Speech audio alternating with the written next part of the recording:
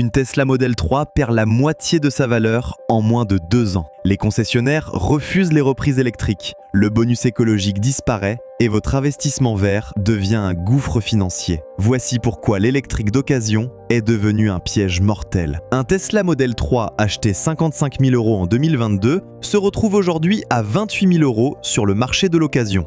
Voilà le chiffre qui résume l'effondrement du marché électrique d'occasion. Une décote de 50% en moins de 2 ans, du jamais vu dans l'industrie automobile depuis l'Edsel de Ford en 1958. Cette hémorragie financière n'est pas un accident de parcours, c'est le symptôme d'une crise structurelle qui transforme chaque voiture électrique en bombe à retardement économique pour son propriétaire. Pendant que Bruxelles jubile de ses quotas CO2 sur Excel, la réalité du terrain fracasse l'utopie électrique contre le mur de l'économie.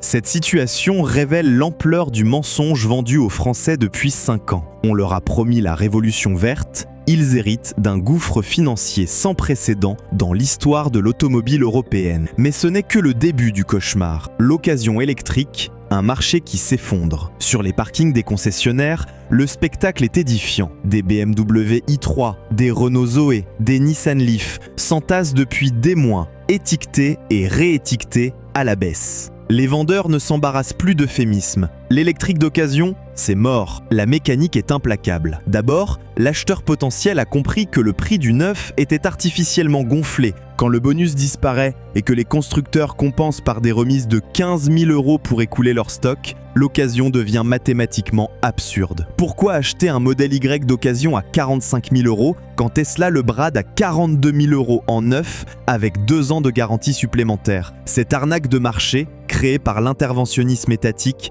piège des milliers de familles françaises qui découvrent que leur investissement s'évapore plus vite qu'un placement en crypto-monnaie durant un krach boursier. Ensuite, l'angoisse de la batterie ronge chaque transaction. Comment faire confiance à une technologie que personne ne sait expertiser? Cette angoisse repose sur la compréhension que 70% de la valeur d'un véhicule électrique réside dans un consommable de 15 000 à 25 000 €, dont le vieillissement dépend d'usages impossibles à vérifier. Combien de charges rapides? À quelle température? Cette opacité technique transforme chaque achat d'occasion électrique en pari aveugle, où l'acheteur mise des dizaines de milliers d'euros sur une technologie qu'il ne maîtrise pas et dont personne ne peut garantir la longévité réelle. Mais ce qui achève le marché de l'occasion électrique, c'est la comparaison implacable avec l'alternative. À budget égal, un Prius d'occasion offre la tranquillité d'esprit d'une mécanique Toyota éprouvée, une autonomie réelle de 1200 km et une décote prévisible. Cette évidence mathématique explique pourquoi les parkings de concessionnaires débordent de véhicules électriques invendus, tandis que les hybrides Toyota partent en quelques jours. Et ce que vous allez découvrir sur les bornes va vous choquer encore plus. L'infrastructure fantôme qui tue la confiance. Les promesses marketing parlaient de « recharge partout ». La réalité, un réseau en trompe-l'œil qui décourage même les plus motivés. Rouler de Paris à Marseille en Tesla relève aujourd'hui encore du parcours du combattant. Borne en panne, puissance réelle inférieure aux annonces, applications défaillantes qui refusent le paiement, prix variables qui peuvent tripler entre le jour et la nuit. Cette infrastructure défaillante constitue le talon d'Achille de la transition électrique française, révélant l'écart abyssal entre les annonces gouvernementales et la réalité terrain que subissent quotidiennement les automobilistes électrifiés. Un automobiliste sur 3 possédant un véhicule électrique rapporte avoir vécu au moins une galère de recharge majeure lors d'un trajet longue distance. Pour l'automobiliste français moyen, qui vit en appartement sans garage, la voiture électrique devient un gadget dépendant d'une infrastructure défaillante. Le calcul est simple. Pourquoi s'infliger le stress de la recharge quand l'essence reste disponible en 3 minutes à chaque coin de rue? L'été 2023 a marqué un tournant. Les aires d'autoroute ont connu des files d'attente de plus d'1 heure devant les bornes rapides, transformant les départs en vacances en calvaire logistique. L'escroquerie devient flagrante quand on analyse les coûts réels. La recharge rapide sur autoroute coûte désormais plus cher que l'essence pour un trajet équivalent, tout en imposant des arrêts de 30 minutes. L'avantage économique vanté par les constructeurs s'évapore. Payer plus cher pour moins de liberté? Qui peut accepter ça? Cette réalité tarifaire détruit le dernier argument en faveur de l'électrique. Ces véhicules coûtent plus cher à l'achat, se déprécient plus vite, imposent des contraintes d'usage et reviennent plus cher à l'usage réel. Mais le pire piège, c'est celui que l'industrie cache soigneusement, l'obsolescence programmée à l'échelle industrielle. Le marché électrique subit une accélération technologique qui massacre la valeur de revente. Chaque nouveau modèle ringardise instantanément les précédents par une autonomie supérieure, une recharge plus rapide ou une technologie de batterie différente. Cette course effrénée transforme chaque achat en placement catastrophique. L'industrie automobile électrique reproduit les pires travers de l'électronique grand public. Obsolescence accélérée, cycle de renouvellement raccourci, les constructeurs ont consciemment adopté le modèle économique de l'iPhone, créé artificiellement le besoin de renouvellement pour maintenir leur marge. Tesla illustre parfaitement cette stratégie destructrice de valeur. La firme d'Elon Musk peut baisser ses prix de 20% du jour au lendemain, pulvérisant instantanément la valeur de revente de milliers de véhicules vendus quelques mois plus tôt. Cette volatilité commerciale, impensable dans l'automobile traditionnelle, révèle la nature factice d'un marché maintenu sous perfusion. En mars 2023, Tesla a baissé ses prix de 6 000 € en une nuit, effaçant d'un trait de plume la valeur de revente de dizaines de milliers de véhicules européens. Cette politique de dumping permanent maintient artificiellement la demande tout en ruinant les propriétaires existants. Mais le poison le plus sournois reste l'évolution des chimies de batterie. Quand Volkswagen annonce le passage au lithium fer phosphate pour ses prochains modèles, tous les ID.3 équipés de batteries lithium-ion voient leur obsolescence programmée. L'acheteur d'occasion comprend qu'il hérite d'une technologie déjà dépassée. Cette accélération technique impose aux consommateurs un rythme de renouvellement qui enrichit les constructeurs tout en appauvrissant les ménages français. Chaque amélioration technologique devient un poison pour les propriétaires de la génération précédente, créant une spirale infernale où l'innovation se nourrit de la ruine des acheteurs antérieurs. L'industrie électrique s'enferme dans un piège de sa propre création. Plus elle innove rapidement, plus elle décourage les acheteurs qui anticipent l'obsolescence prématurée de leur investissement. La technologie de recharge constitue un autre facteur d'obsolescence. Les premiers véhicules électriques acceptaient 50 kW maximum, puis 100 kW, aujourd'hui 250 kW, et demain 800 kW. Attendez de voir qui s'enrichit vraiment avec votre argent. La dépendance chinoise qui plombe la souveraineté. Derrière l'effondrement du marché français se cache une réalité géopolitique que Bruxelles refuse d'admettre. Nous organisons méthodiquement notre vassalisation industrielle. Chaque voiture électrique vendue en France enrichit l'écosystème chinois, de l'extraction des terres rares au recyclage des batteries. Cette dépendance stratégique transforme la transition énergétique européenne en plan Marshall inversé. Au lieu de reconstruire notre industrie, nous finançons celle de nos concurrents. La France importe désormais 80% des composants électriques de ses véhicules depuis la Chine, créant une dépendance technologique inédite dans notre histoire industrielle moderne. BYD, le géant chinois qui vend ses voitures 15 000 € en Chine, s'apprête à débarquer en Europe avec des prix cassés qui achèveront les constructeurs occidentaux. Cette concurrence déloyale, subventionnée par Pékin, révèle l'absurdité de notre stratégie. Nous avons abandonné notre avantage dans le moteur thermique pour nous lancer dans une course où nos concurrents contrôlent déjà la ligne d'arrivée. L'Europe impose à ses constructeurs des contraintes environnementales drastiques, tout en ouvrant ses frontières à des véhicules chinois produits avec une électricité majoritairement carbonée et une main-d'œuvre aux droits sociaux inexistants. Le consommateur français paie cette politique aveugle.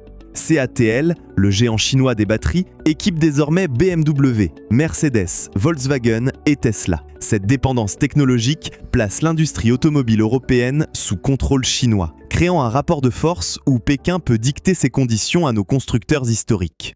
4 phénomènes convergent aujourd'hui pour achever le marché électrique d'occasion. D'abord, la réduction progressive des aides publiques. Le bonus électrique fond comme neige au soleil, passant de 12 000 € à 5 000 € pour les plus aisés, voire 0 pour les véhicules chinois. L'État français découvre qu'il ne peut plus financer indéfiniment une industrie qui enrichit ses concurrents étrangers. Ensuite, la remontée des taux d'intérêt démultiplie l'impact du prix d'achat. Financer 50 000 € à 7% au lieu de 1%, transforme un crédit gérable en boulet financier. Cette mécanique financière implacable révèle la dimension artificielle du boom électrique des années 2020 à 2022. Un crédit à 50 000 € sur 7 ans coûte désormais 400 € de plus par mois qu'en 2021, rendant l'électrique premium inaccessible au revenu médian français. Troisièmement, l'arrivée massive des retours de leasing inonde le marché d'occasion. Les flottes d'entreprises, qui ont massivement basculé vers l'électrique pour des raisons fiscales, déversent leurs véhicules de 3 ans sur un marché déjà saturé. ALD Automotive et LeasePlan font face à des moins-values massives sur leurs parcs électriques, contraignant ces géants du leasing à revoir leur modèle. Enfin, la guerre des prix sur le neuf rend l'occasion absurde. Quand Peugeot brade ses E208 neuves à 19 000 € après remise, les versions d'occasion de 2 ans à 18 000 € deviennent invendables. Les constructeurs français, pris au piège de leur quota CO2 européen, préfèrent vendre à perte plutôt que de payer les amendes bruxelloises. Stellantis a perdu 40% de sa capitalisation boursière depuis l'intensification de sa stratégie électrique, révélant que même les actionnaires ne croient plus au modèle économique de l'électrification forcée.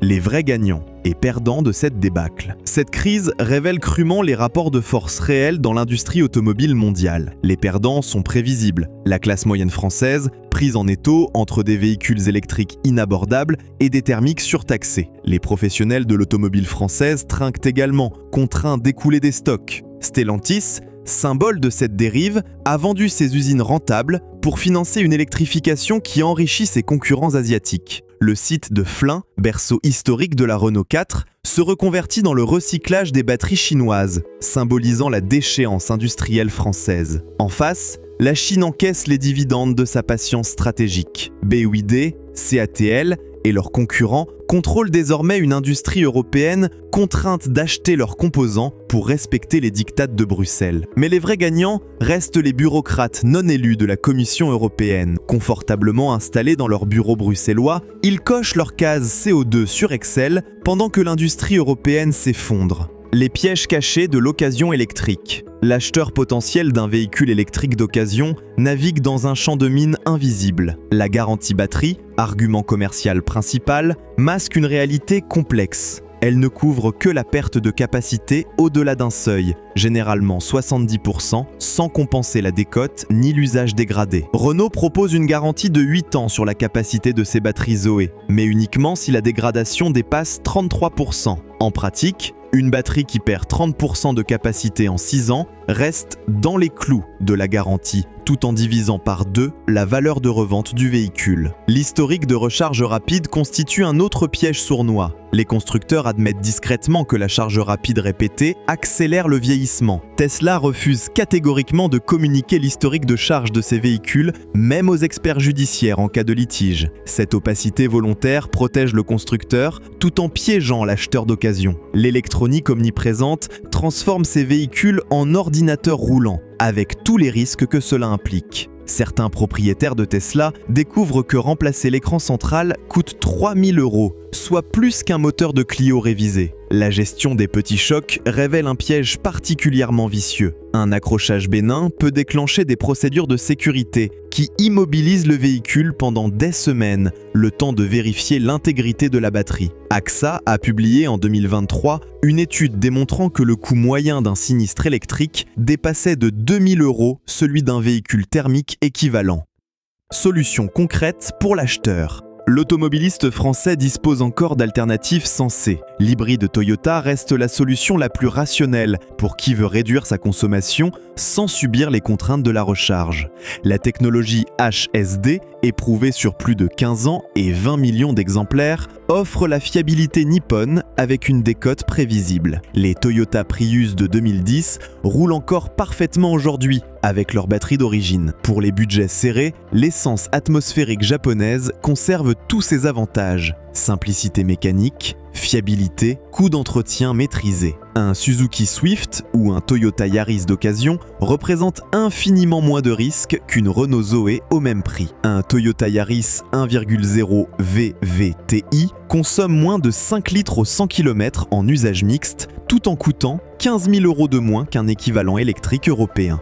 Le 85 représente l'une des rares voies souveraines encore accessibles en France. Cette filière, basée sur notre agriculture nationale, permet de rouler à 0,70 € le litre tout en soutenant notre économie rurale. Une Peugeot 308 1,6 turbo convertie à l'E85 consomme l'équivalent de 3 € au 100 km tout en conservant sa polyvalence d'usage et sa valeur de revente. Enfin, Dacia incarne l'honnêteté automobile dans un secteur gangréné par le premium obligatoire. Une Sandero neuve coûte moins cher qu'une Citroën EC3 électrique d'occasion, tout en offrant 15 ans de tranquillité, sans angoisse de batterie. La Dacia Sandero reste le véhicule neuf le plus vendu aux particuliers français, prouvant que le bon sens économique résiste encore aux manipulations marketing de l'industrie.